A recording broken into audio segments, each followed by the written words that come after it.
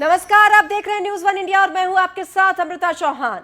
ननूरखेड़ा स्थित होमगार्ड मुख्यालय में होमगार्ड एवं नागरिक सुरक्षा दिवस के मौके पर विभाग ने रैतिक परेड का आयोजन किया। मुख्य अतिथि के रूप में मुख्यमंत्री पुष्कर सिंह धामी ने परेड में शिरकत की। साथ ही जिला कमांडेंट कार्यालय हरिद्वार और केंद्रीय प्रशिक्षण केंद्र थानों में नए छात्रावास का उद्घाटन किया। इस दौरान सीएम ने स्मृति पुस्तक का विमोचन किया और साल भर में अपनी सेवाओं का निर्वहन करते हुए शहीद हुए जवानों की पत्नियों को 2 लाख की राहत चेक भी बांटे। इसके साथ ही सीएम ने कोरोना काल के दौरान बेहतर काम करने वाले 6,500 होमगार्ड्स को 6,000 रुपए का एक मुश्त अनुदान देने की घोषणा की। सबसे पहले तो मैं पूरे प्रदेश के अंदर काम कर रहे 6,500 होमगार्ड्स के जवानों को, उनके अधिकारियों को, उनके पारिवारिक जनों को, उनके चाहने वालों को, सभी को मैं बहुत शुभकामनाएं देता हूं। और लगातार होमगार्ड्स चाहे जो भी परिस्थिति हो, जो भी काम उनको सौंपा जाता है वो भली भांति करते हैं, पूरे निष्ठा के साथ करते हैं, अपने दायित्व का निर्वहन करते हैं। पिछले कोरोना काल में हमारे होमगार्ड्स के जवानों ने बहुत अच्छा काम किया और अलग अलग क्षेत्रों में कहीं लोगों के दाह संस्कार को लेकर, कहीं पर लोगों को बचाने को लेकर, कहीं पर लोगों को अस्पताल ले जाने की बात हो, सभी जगह पर उनके द्वारा बहुत उत्कृष्ट कार्य किया गया। इसके लिए हमने उनको जो है ये प्रोत्साहन राशि देने की घोषणा करी है सबसे पहले। और ज्यादा जानकारी के लिए एसोसिएट एडिटर ब्रिजेश श्रीवास्तव हमारे साथ जुड़ गए हैं लाइव। ब्रिजेश, होमगार्ड्स के जवानों को बड़ा तोहफा दिया है सीएम पुष्कर सिंह धामी ने। निश्चित तौर पर एक बड़ा तोहफा है। सबसे बड़ी बात यह है कि होमगार्ड्स के उन जवानों ने जिन्होंने कोरोना काल के दौरान अपनी जानें गंवाई थी, उन पत्नियां, उनके परिवारों को जो है 2-2 लाख रुपए दिए हैं। इसके साथ ही कोरोना काल के दौरान जो काम करने वाले, अपनी ज़िंदगी दांव में लगा करके जो सुरक्षा करने वाले, उन तमाम जवानों के लिए 6-6 हज़ार रुपये का एक तरह से अतिरिक्त बोनस के तौर पर एक मुफ्त पैकेज दिया है, जिससे जो होमगार्ड जवान हैं वो खासे उनके चेहरे खिले हुए हैं। प्रदेश में जो भी होमगार्ड्स जवान हैं उन्होंने लगातार जो है न सिर्फ कोरोना काल के दौरान, ऐसे वक्त पर जब सभी लोग अपने घरों पर थे, उस वक्त भी उन्होंने अपने सेवा कार्य को पूरी मुस्तैदी के साथ किया, पूरी ईमानदारी के साथ किया। और उसी को लेकर के मुख्यमंत्री पुष्कर सिंह धामी ने उनको जो है एक तरह से तोहफे के तौर पर जो है 6-6 हज़ार रुपये की राशि दी है। तो ये अपने आप में एक बड़ा कदम है। सबसे बड़ी बात यह है कि वो पीआरडी के जवान देखिए लगातार आंदोलनरत हैं, होमगार्डों के जवान भी लगातार रह कर बीच बीच में उनकी मांगे उठती हैं। इस बीच में एक बड़े तबके को कन्विंस करने की कोशिश की गई है और उसी के तहत फिलहाल वो काफ़ी खुश दिखाई दे रहे हैं। होमगार्ड के जो जवान हैं उन्हें जिस तरीके से जो है 6-6 हज़ार रुपये मिले, जो मृतक जवान हैं उनकी पत्नियों को 2-2 लाख का चेक दिया गया, तो एक बड़ा कदम के तौर पे इसे देखा जा रहा है। ब्रिजेश, क्या ये माना जाए कि मैसेज देने की भी उन्होंने कोशिश की है कि वो हर वर्ग का ध्यान रखते हैं और आज जब खास मौका था तो उन्होंने बड़ी सौगात दी, उन लोगों का भी ध्यान रखते हुए? बिल्कुल, देखिए सबसे बड़ी बात यह है कि मुख्यमंत्री पुष्कर सिंह धामी उस तमाम जो है जो एक तरह से देखा जाए जो निचले तबके से जुड़े हुए लोग हैं, जो ऐसे संविदा कर्मी हैं, जो अभी आपने कुछ दिन पहले हम लोगों ने देखा था कि स्कूलों में मिड डे मील बनाने वाली जो रसोइयाँ होती थी उनके मानदेय में उन्होंने इजाफा किया। इस तरीके से अलग अलग वर्ग को कनेक्ट करने की कोशिश कर रहे हैं मुख्यमंत्री पुष्कर सिंह धामी और उसी कड़ी में होमगार्ड्स को भी उन्होंने सम्मानित किया। उनको बोनस के तौर पर जो राशि दी है उससे जाहिर तौर पर जो है एक बड़ा तबका जो है, एक बड़ा अगर देखा जाए 6,500-7,000 होमगार्ड कर्मी हैं, उनके परिवार उनसे जुड़े हुए हैं, तो हजारों की तादाद में जो है ये पूरी तादाद जाती है। और ऐसे में इन सबको कन्विंस करने की कोशिश की गई है और एक मैसेज देने की कोशिश की गई है कि देखिए जो भी सरकार हर एक तबके का, नीचे से लेकर ऊपर तक हर एक तबके का पूरा ध्यान रख रही है और आपकी हर एक समस्या, आपकी हर एक मांगों का हम गंभीरतापूर्वक जो है विचार भी कर रहे हैं। तो एक आश्वासन देने की कोशिश जरूर की गई है। जी ब्रिजेश, आप हमारे साथ बने रहिए, आपके पास हम लौट कर आएंगे। बढ़ते आगे, आज शाम 5 बजे उत्तराखंड कैबिनेट की अहम बैठक होगी। विधानसभा चुनाव नजदीक होने के साथ ही आगामी उत्तराखंड विधानसभा का शीतकालीन सत्र भी है, इसलिए इस कैबिनेट बैठक को काफी अहम माना जा रहा है। आपको बता दें, मुख्यमंत्री पुष्कर सिंह धामी बीते दिनों चारधाम देवस्थानम प्रबंधन अधिनियम वापस लेने का फैसला ले चुके हैं, लिहाजा ये प्रस्ताव आज की कैबिनेट बैठक में लाया जा सकता है। ताकि आगामी उत्तराखंड विधानसभा के शीतकालीन सत्र में देवस्थानम बोर्ड को रद्द किया जा सके। इसके लिए दुकानों के विषय पर भी कैबिनेट बैठक में कुछ बड़े फैसले लिए जा सकते हैं।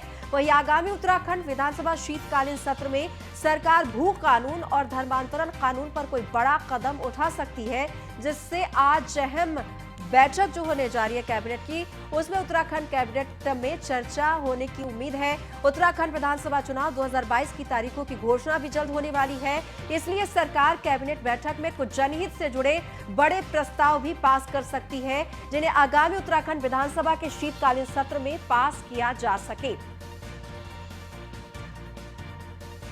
और एसोसिएट एडिटर ब्रिजेश श्रीवास्तव लगातार हमारे साथ बने हुए हैं। ब्रिजेश, आज अहम बैठक होने जा रही है कैबिनेट की, इसमें क्या कुछ खास होगा?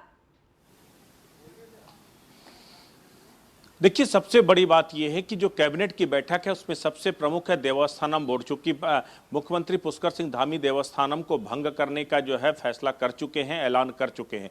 ऐसे में आज कैबिनेट की बैठक पर इसको लेकर के एक प्रस्ताव पास होगा, जिसमें देवस्थानम को शीतकालीन सत्र में भंग करने का जो है प्रस्ताव लाया जाएगा। इसके साथ ही कई और महत्वपूर्ण मुद्दे हैं जिस पर जो है हर किसी की निगाह है। सबसे बड़ी बात यह है कि नजूल को लेकर के जो है अध्यादेश सरकार ला सकती है। सबसे प्रमुख बात यह है कि नजूल की भूमि को लेकर के जो है सरकार ने कुछ फ्लेक्सिबल रुख अपनाया था, जिसमें नैनीताल हाई कोर्ट ने उस पर रोक लगा दी थी, लेकिन आखिरकार सुप्रीम कोर्ट ने उस नैनीताल हाई कोर्ट की रोक को हटाया और नजूल को लेकर के अब सरकार कोई नई नीति, नया कानून लेकर के आ सकती है। लेकिन इस शीतकालीन सत्र में इस बात की संभावना है कि अध्यादेश लेकर के जो है नजूल को लेकर के सरकार आए, तो ये अपने आप में बेहद अहम है। इसके साथ ही अगर देखा जाए, चूंकि शीतकालीन सत्र में कई महत्वपूर्ण बिलों को सरकार लाएगी, इसको लेकर के भी अब बातचीत हो सकती है, उसको लेकर के भी जो चर्चा होगी और यहां पर कैबिनेट में वो भी प्रस्ताव पास होंगे। लेकिन सबसे बड़ी बात यह कि भू कानून को लेकर के भी सुगबुगाहट तेज हो गई, जो कि अभी कुछ दिन पहले ही मुख्यमंत्री पुष्कर सिंह धामी ने भू कानून को लेकर के इंडिकेट किया था जी। उन्होंने कहा था कि हम सभी पक्षों से बात करेंगे और बात करने के बाद यथोचित फैसला लेंगे। तो अब भू कानून को लेकर के कोई फैसला शीतकालीन सत्र में आ सकता है, कैबिनेट में आज जो है उस पर चर्चा हो सकती है, इस बात की संभावना कम है। लेकिन हाँ, भू कानून को लेकर किसी कमेटी का ऐलान कर सकते हैं, किसी जो है एक ठोस कंक्रीट नतीजे तक पहुंचने के लिए जो है क्या कुछ कदम उठाए जाने चाहिए, इसको लेकर बात हो सकती है। तो आज जो कैबिनेट की बैठक तो बेहद अहम है। सबसे बड़ी बात यह है देवस्थानम और नजूल जी, धर्मांतरण कानून की भी बात की जा रही है, क्या इसको लेकर भी बैठक में बातचीत होगी? देखिए, धर्मांतरण कानून एक बड़ा मुद्दा है और सबसे बड़ी बात यह है कि उत्तराखंड में इस कानून को ला करके सरकार एक बड़ा दांव खेल सकती है। इसको लेकर के बातचीत हो रही है। आज कैबिनेट की बैठक में इसको लेकर के चर्चा जरूर होगी और अगर कैबिनेट की सहमति होती है तो इस बात को लेकर के जो है सरकार पुख्ता तौर पर सामने आ सकती है और शीतकालीन सत्र में इस बिल को रख सकती है। अब सबसे बड़ी बात यह है कि देखिए, धर्मांतरण के बाद जाहिर तौर पर कंट्रोवर्सी क्रिएट होगी। धर्मांतरण को लेकर के नीति स्पष्ट करनी होगी सरकार को और सरकार चाहती है कि धर्मांतरण कानून के जरिए एक बड़ा चुनावी दांव खेले, क्योंकि जिस तरीके से जो है समीकरण बन रहे हैं, जिस तरीके से स्थितियां बन रही हैं, उसके बाद बीजेपी को कुछ ना कुछ नया एजेंडा, नया मुद्दा लेकर के आना होगा और धर्मांतरण उसमें एक बड़ा और कंट्रोवर्शियल इशू हो सकता है। तो इसीलिए उसके सभी बिंदुओं को ध्यान में रखते हुए आज कैबिनेट में इसको लेकर के चर्चा होगी। अब देखना यह होगा कि क्या धर्मांतरण को लेकर कोई ठोस स्पष्ट राय सरकार और कैबिनेट के बीच बन पाती है या नहीं। ब्रिजेश, खास बात यह है कि अब आगामी विधानसभा चुनाव भी नजदीक है और ऐसे में आज कैबिनेट की बैठक भी हो रही है और शीतकालीन सत्र भी शुरू हो रहा है। सरकार की एक कोशिश होगी कि जो भी काम है वो जल्दी से निपटा लिए जाए। तो और क्या कुछ जनहित में फैसले लिए जा सकते हैं आज की बैठक में? देखिए, कैबिनेट की बैठक में कई अहम प्रस्ताव आएंगे और सबसे बड़ी बात यह है कि मैंने कहा जो नजूल का जो है कानून है, नजूल को लेकर के सरकार कोई अध्यादेश भी ला सकती है। अगर वो रेजोल्यूशन पास नहीं होता है तो अध्यादेश भी ला सकती है सरकार। सबसे अहम बात यह है कि सरकार चाहती है और इस बात की तरफ कोशिशें पहले से बंशीधर भगत ने नजूल को लेकर के अपनी नीति स्पष्ट की थी, लेकिन इलाहाबाद, माफ कीजिएगा, नैनीताल हाई कोर्ट ने उस पर रोक लगा दी थी। लेकिन अब सुप्रीम कोर्ट से रास्ता साफ होने के बाद सरकार नजूल को लेकर के भी कानून बना सकती है। आज कैबिनेट में इसको लेकर के भी प्रस्ताव पास हो सकता है। धर्मांतरण को लेकर के बातचीत हो सकती है। इसके साथ ही किसानों को लुभाने के लिए भी कुछ अहम ऐलान हो सकते हैं। तो ये वो सारी बिंदु हैं जिसको लेकर के आज कैबिनेट में चर्चा होगी। कैबिनेट में कौन कौन से प्रस्ताव पास होते हैं आज शाम को तस्वीर साफ हो जाएगी और उसके बाद शीतकालीन सत्र में क्या रुख रहेगा ये भी स्पष्ट हो जाएगा आज कैबिनेट की बैठक के जी बाद। ब्रिजेश, आप हमारे साथ बने रहिए, आपके पास हम लौट कर आएंगे।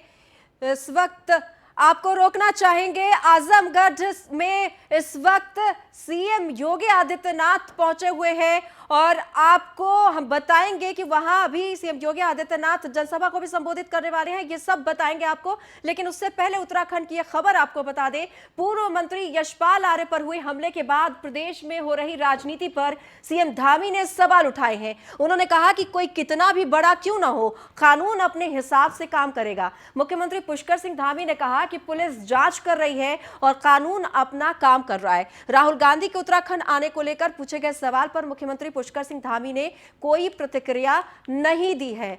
तो धामी ने कहा है कि पुलिस जांच कर रही है और कानून अपना काम करेगा। जिसको सब देख रहे हो, जिसको पूरी दुनिया देख रही हो, उस पर राजनीति नहीं करनी चाहिए। दोनों ही जो लोग लड़ रहे हैं, चाहे यशपाल आर्य जी उनके सपुत्र हों या उनके सामने वाली पार्टी हो, दोनों एक ही पार्टी के लोग हैं। आपसी राजनीति लड़ाई है, उसमें सरकार कहाँ से बीच में आ रही है? हमने थोड़ी ना किसी को भेजा है या हमारी कोई पार्टी का है कि जो हम उस पर हमला करवाएंगे। और पुलिस जांच कर रही है, कानून अपना काम करेगा। कोई कितना भी बड़ा क्यों न हो, जो न्याय होगा उस न्याय के आधार पर काम किया जाएगा। देखिए, और उधर श्रीनगर में आपकी रोजगार गारंटी यात्रा निकली है। कर्नल अजय कोटियाल के नेतृत्व में यात्रा पौड़ी चुंगी से ऋषिकेश बस स्टैंड तक निकली है। तिरंगा यात्रा ऋषिकेश बस स्टैंड से गोला बाजार तक पदयात्रा की है कर्नल कोटियाल ने। कर्नल अजय कोटियाल जनसभा को संबोधित भी करेंगे। शाम को कई लोगों से मुलाकात कर मीटिंग भी करेंगे कर्नल कोटियाल। कर्नल कोटियाल लगातार एक्टिव है, पदयात्रा कर रहे हैं, जनसभा कर रहे हैं। आगामी विधानसभा चुनाव नजदीक है, ऐसे में आप यहाँ पर बेहद सक्रिय नजर आ रही है। श्रीनगर में आपकी रोजगार गारंटी यात्रा भी निकली है और इसमें आपके काफी संख्या में कार्यकर्ता भी नजर आए। पौड़ी चुंगी से ऋषिकेश तक ये यात्रा निकाली गई, श्रीनगर भी पहुंची।